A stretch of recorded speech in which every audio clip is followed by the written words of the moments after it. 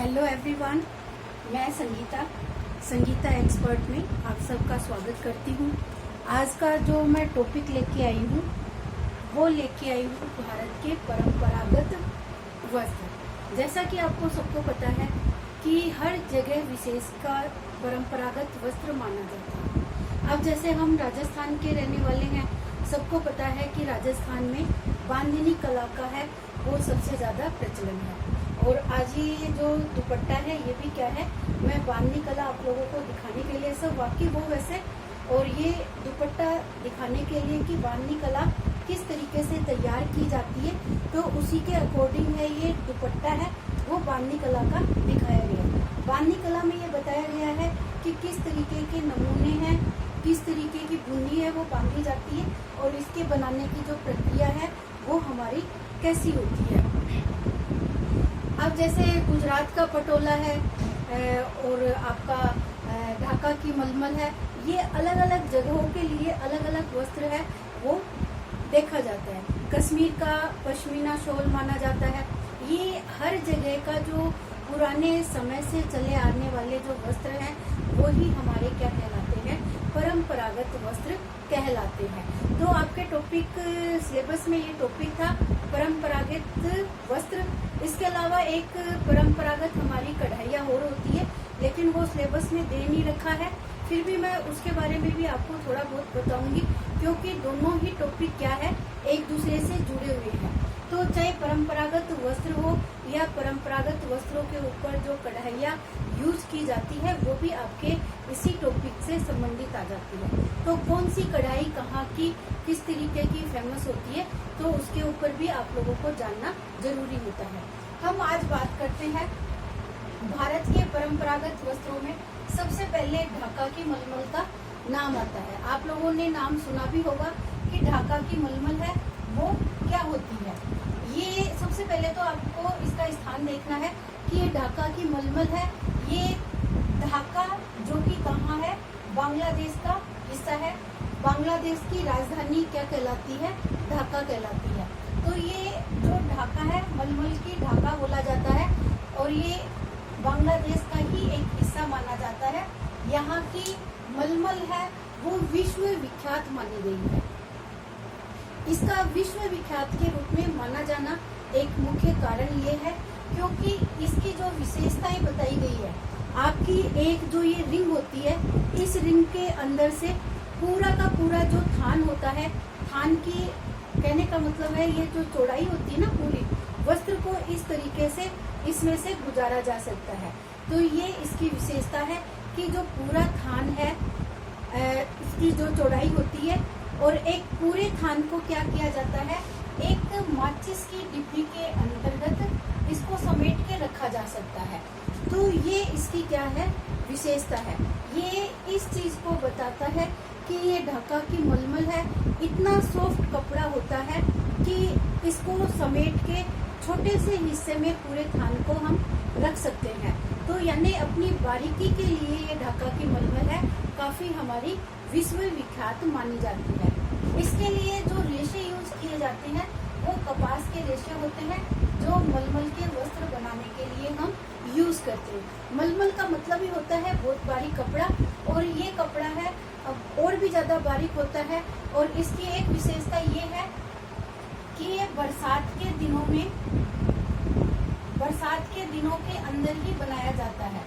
जब इस तरीके की जब अब जो गर्मी चल रही है, इस तरीके के मौसम में ये वस्त्र है, ढाका की मलमल का जो वस्त्र है बिल्कुल भी नहीं बनाया जा सकता, क्योंकि इसको बनाने के लिए जो रेशे बारीक लिए जाते हैं। आपको पता है कि जब ताना डाला जाता है ये, तो ताने डालने के अंदर ही ये रेशे हैं वो तड़क कर टूट जाने का डर रहता है। इसीलिए इस रेशे के अंदर सिलन या नमी का होना जरूरी होता है। और जब रेशों में बरसात के दिनों में हर चीज में हमें देखने को मिलती है कि आर्द्रता आ जाती है, तो उसी मौसम के अंदर इस वस्त्र को बनाने का काफी प्रचलन रहा है। तो इसकी जो विशेषताएं हैं वो मैं आप लोगों को बताती हूँ कि पूरे थान को एक अंगूठी से निकाला जा सकता है, और एक पूरे थान को एक माचिस की डिब्बी के अंदर ये भी समाया जा सकता है। तो ये इसकी विशेषता है। एक जो ढाका की मलमल होती है, इसको शबनम के नाम से जाना जाता है। और ये पूछा जाता है कि शबनम होता क्या है। शबनम का मतलब है ओस की बूंदों के समान, ओस की बूंद के समान।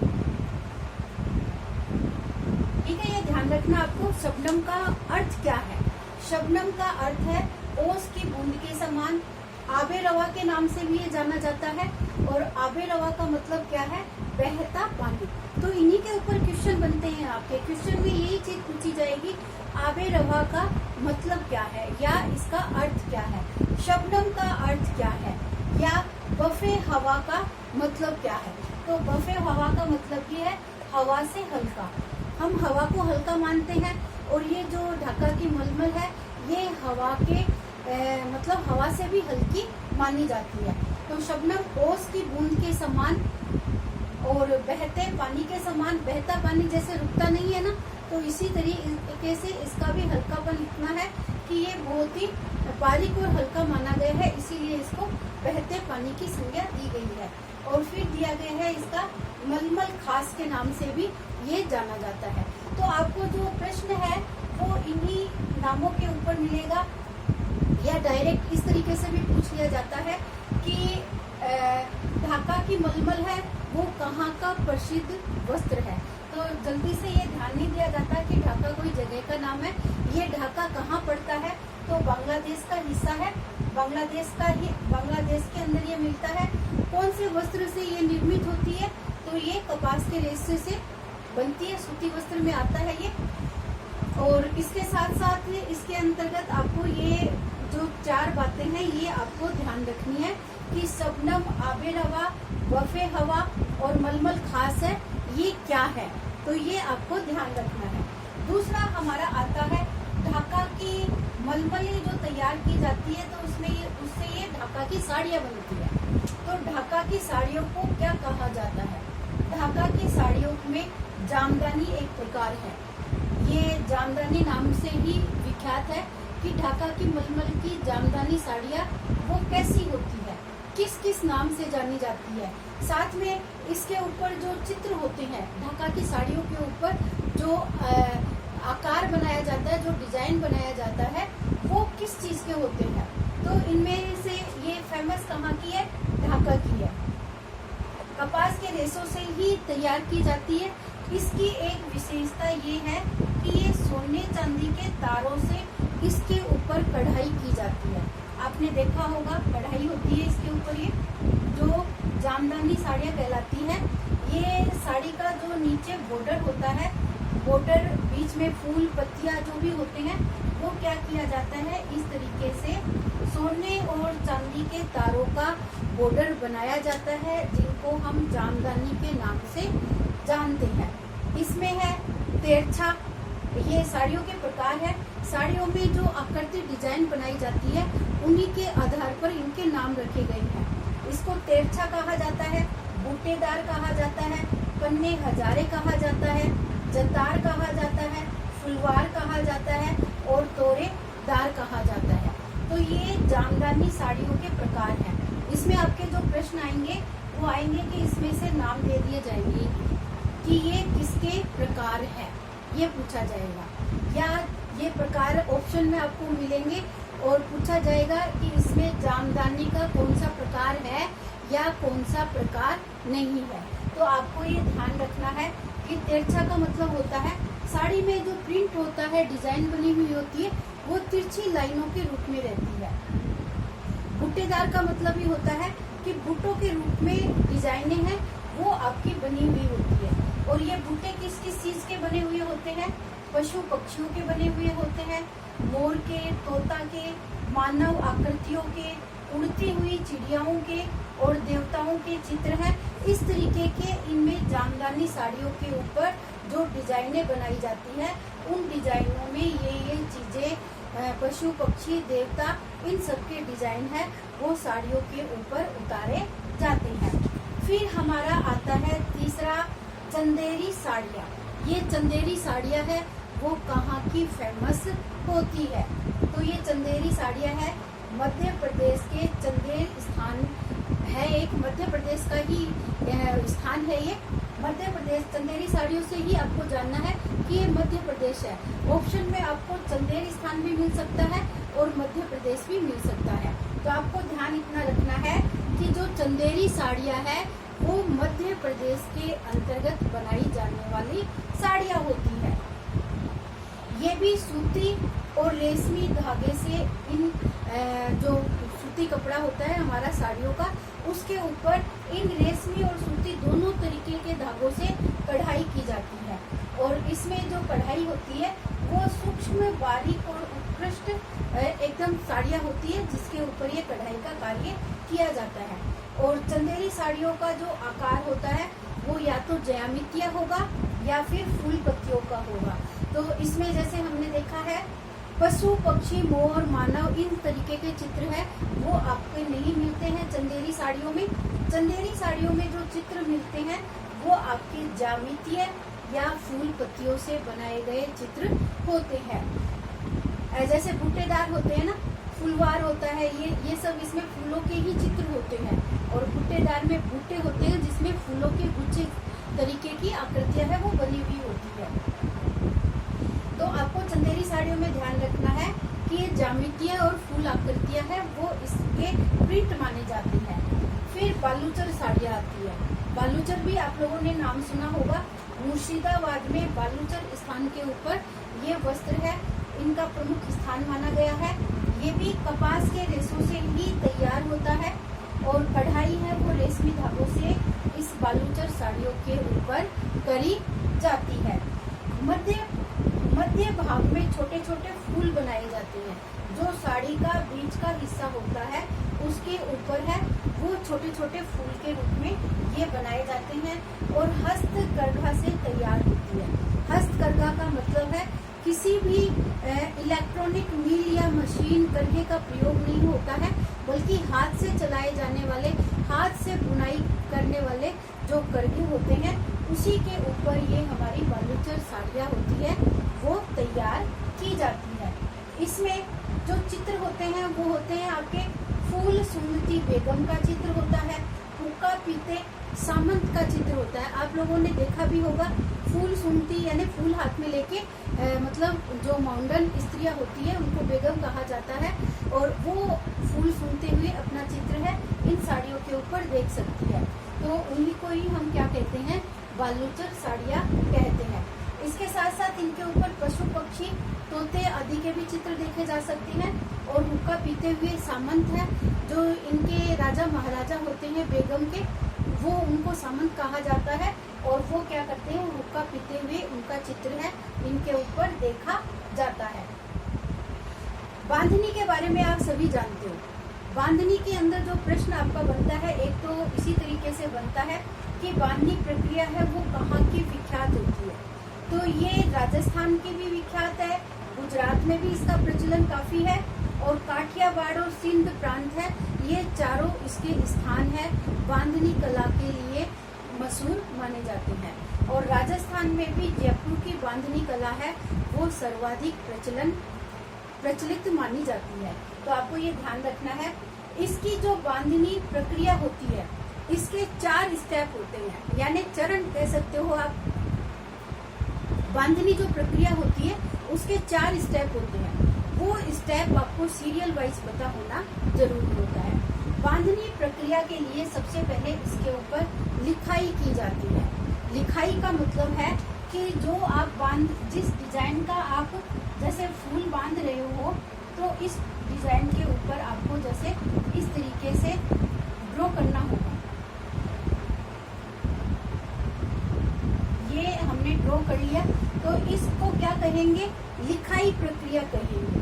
फिर इसके ऊपर बंधाई करेंगे, इसके ऊपर धागे से बांधने की प्रक्रिया। जैसे देखिए ये हमारे बांधने के जो डिजाइन है वो इसके ऊपर दिखाई दे रहे हैं, नोक सी बनी हुई।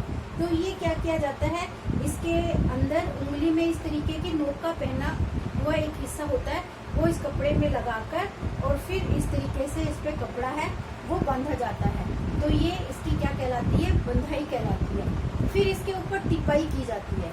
आपने देखा होगा जब हमारे ओढ़ने वगैरह होती है तो उसके ऊपर ब्लू ग्रीन इस तरीके से का कलर है वो बंधे हुए कपड़े के ऊपर लगाया जाता है जगह जगह पे डिजाइन के अकॉर्डिंग, तो उसको कहा जाता है टिपाई। फिर हम लास्ट में इसकी क्या करते हैं, रंगाई करते हैं। इसके ऊपर मेरा इसी में वीडियो डाला हुआ है, पूरी रंगाई की प्रोसेस, किस तरीके से कपड़ों के ऊपर डिजाइन बनाई जाती है, किस तरीके से कपड़े को बांधा जाता है, और फिर उसकी रंगाई के अंदर भी कौन कौन से हमारे स्टेप होते हैं, वो पूरा वीडियो मैंने डाल रखा है। तो आप उसके अंदर देख सकते हो कि रंगाई की प्रक्रिया होती है वो किस तरीके से हम काम में लेते हैं। तो ये रंगाई की प्रक्रिया के 4 स्टेप है, लिखाई, बंधाई, टिपाई और रंगाई। ये आपको चारों को सीरियल वाइज याद रखना है। फिर ये जो आपका बांधनी कला होती है, ये विभिन्न रंगों में रंगने का प्रोसेस है। जैसे ये लाल रंग है, पीला रंग है, दोनों रंग में मैंने रंग रखा है इस दुपट्टे को। इसी तरीके से आपको ग्रीन रंग में भी मिलेगा, रानी कलर, ब्लैक कलर, हर कलर के अंदर आपको ये बंधाई कला है।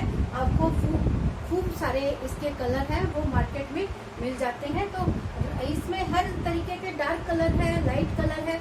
पहले लाइट कलर को चढ़ाया जाता है, फिर उसके ऊपर एक एक करके डार्क कलर है वो बार बार में रंगाई करने की प्रोसेस में अपनाया जाता है।